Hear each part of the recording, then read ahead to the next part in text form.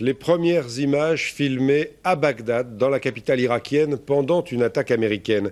Bagdad, comme tous les sites stratégiques importants d'Irak, écrasé inlassablement, en ce moment et même encore, par les bombes et les missiles. Aline Koulouvra.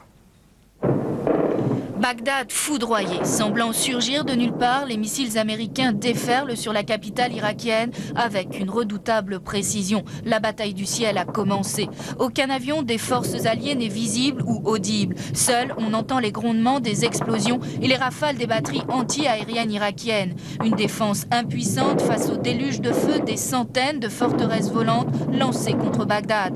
18 heures après l'ultimatum de l'ONU, les bombardiers américains, britanniques, koweïtiens et saoudiens pilonnent les centres vitaux de la capitale irakienne, palais présidentiel, ministère de la Défense et ses postes de commandement, sites chimiques nucléaires. Le sol tremble sous les coups, les habitants tentent de fuir, mais vague après vague, se succédant tous les quarts d'heure, les appareils de la coalition bombardent leurs objectifs. Une puissance de frappe destructrice, regardez cette bombe exploser. L'aviation irakienne, clouée au sol, n'a pu effectuer de sorties pour contrer l'offensive aérienne placée sous commandement américain.